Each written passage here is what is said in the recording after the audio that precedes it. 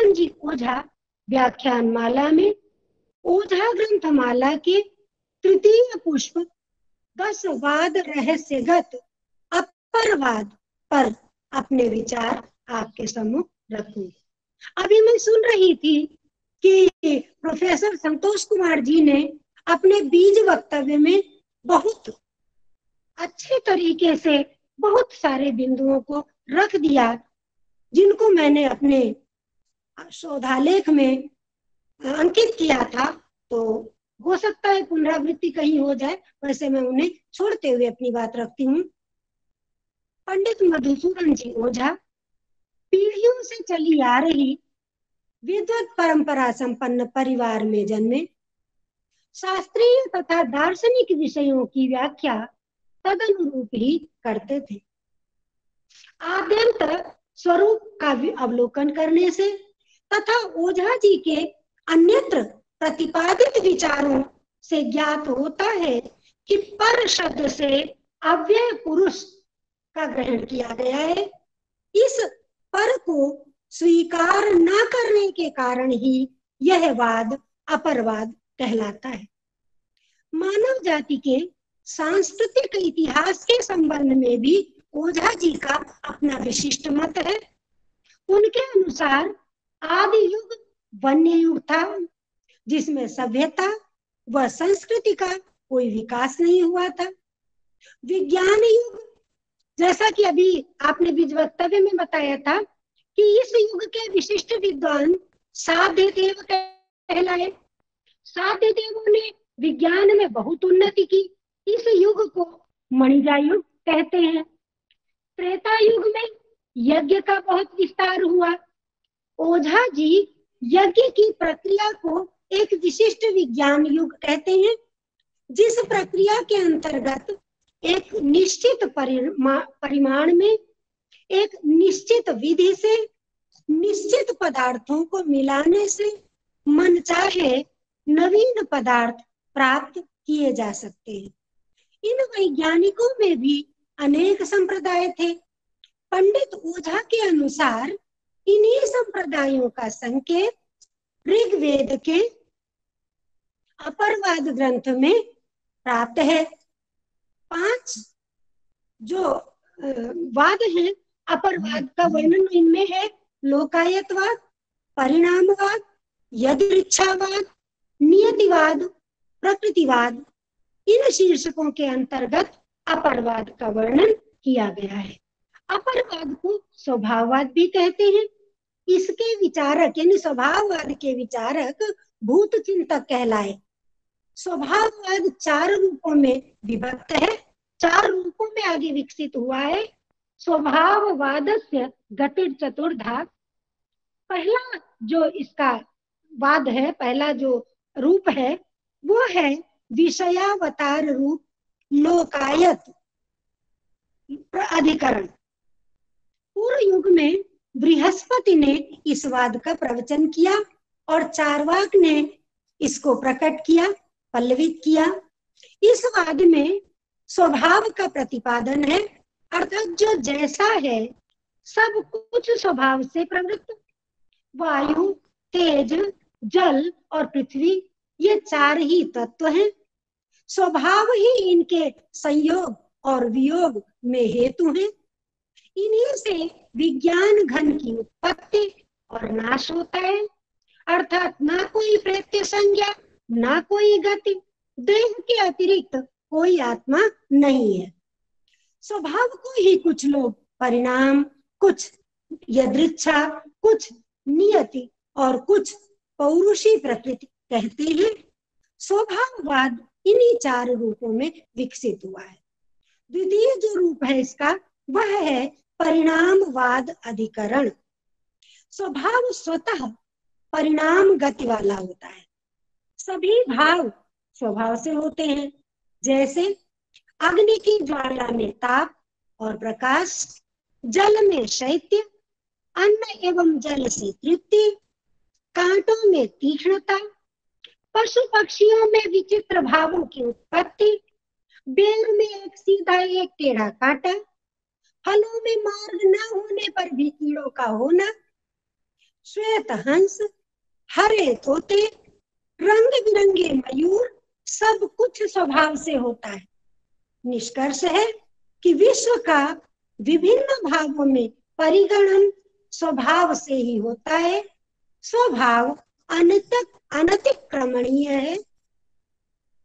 तृतीय रूप है यदृच्छावाद अधिकरण। यदृच्छा मतलब जैसा मन हो, मन चाहे।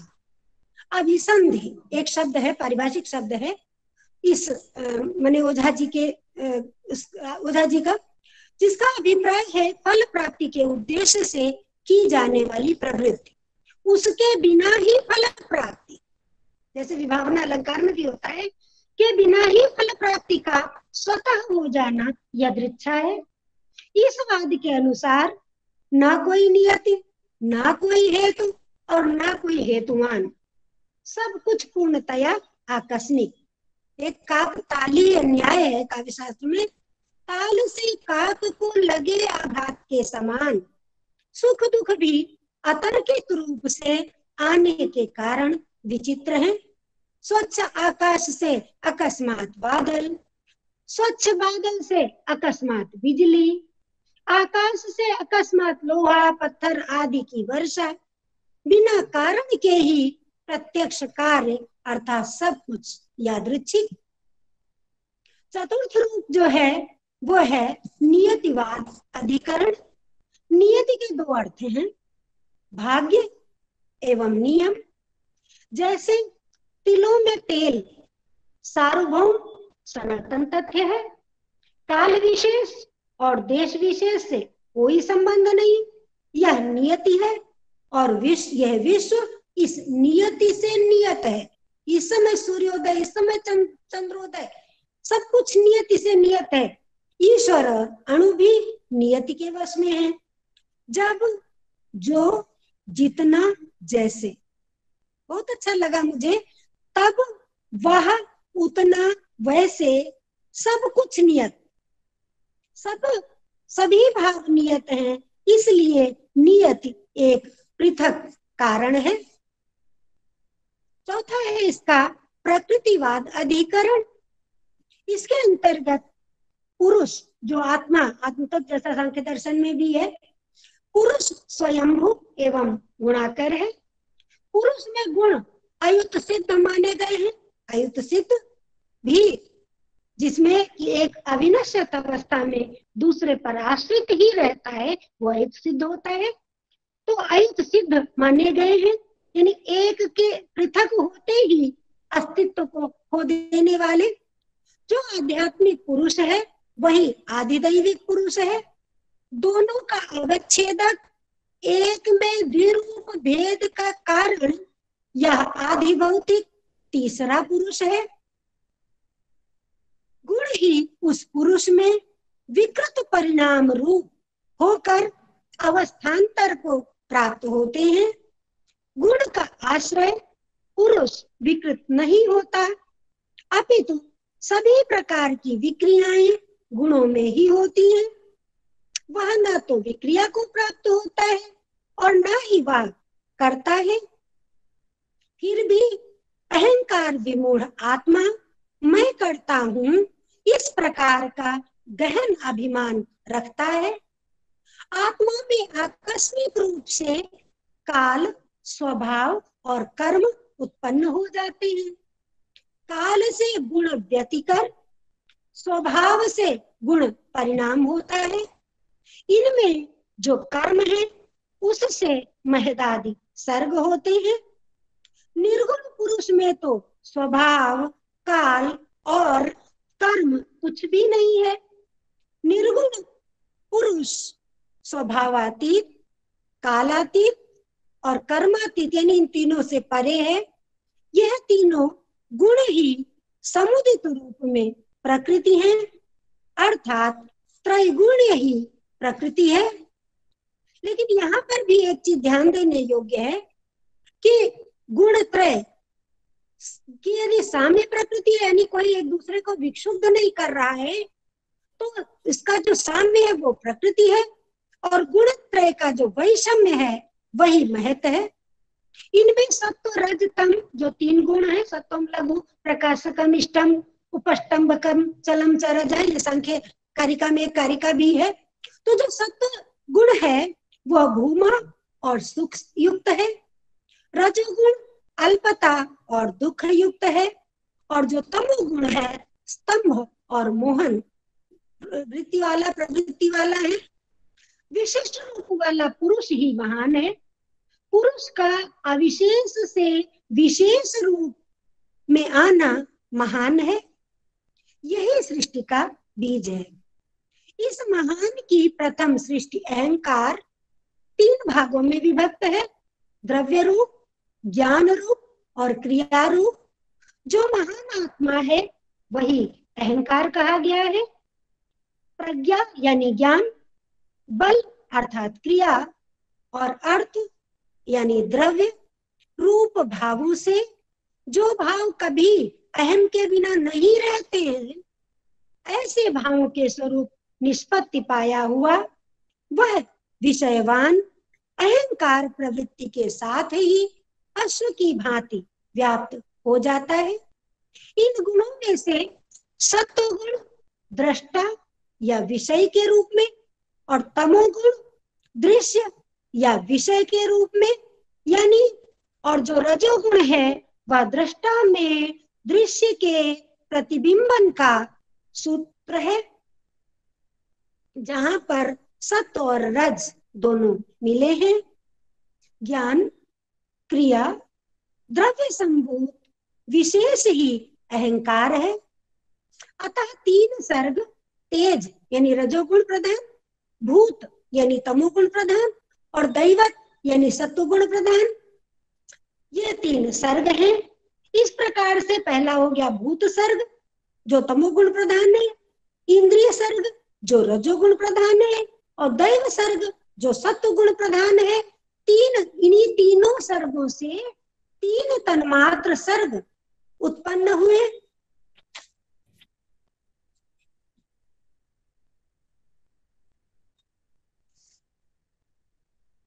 शब्द आदि 5 शब्द स्पर्श रूप रस गंध ही, ये 5 ही भूत सर्ग, इनसे इन भूत सर्ग ये तन्मात्रा, इनसे भूत सर्गों की उत्पत्ति।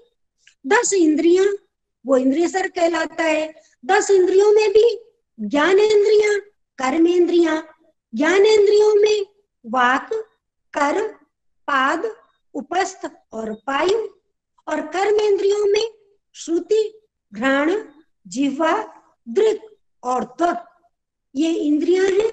इसके बाद उदा जी का उसमें सभी इंद्रियों के अधिष्ठाता देवों का भी उल्लेख हुआ है, जैसा कि अपने वेदांत दर्शन में भी है। वाक इंद्रिय के देवता दिक्, कर के वायु, पाद के रवि, उपस्थ के प्रचेता और पायु इंद्रिय के अश्विनी कुमार हैं। ऐसे ही श्रुति इंद्रिय के अग्नि, घ्राण के इंद्र, जिह्वा के वैकुंठ, दृक् के प्रजापति और त्वक के मित्र हैं। कुछ विद्वान इंद्रियों के अधिष्ठाता देवों के विषय में विकल्प प्रस्तुत करते हैं, लेकिन उसको मैं छोड़ रही हूँ। द्रव्य से उत्पन्न शक्ति वाले भूत हैं। ज्ञान एवं क्रिया शक्ति रूप वाली इंद्रियां। देव सर्ग पृथक पृथक 2 प्रकार का है, कौमार सर्ग और तेजस सर्ग। सभी देव अध्यात्म में प्राज्ञ भाव को प्राप्त है। प्राज्ञ अकेला ही सभी इंद्रियों को अनुग्रहित करता है। इस देह में जो मर्त्य धातुएं हैं, मर्त्य मतलब मरणशील धातुएं, जैसे रोम है, लोम इसके लिए शब्द प्रयुक्त है, त्वचा है, अश्रक यानी रुधिर है, पल अर्थात मांस आदि जो धातुएं हैं वे कौमार सर्गस्थ देव हैं यानी कुमारमय है।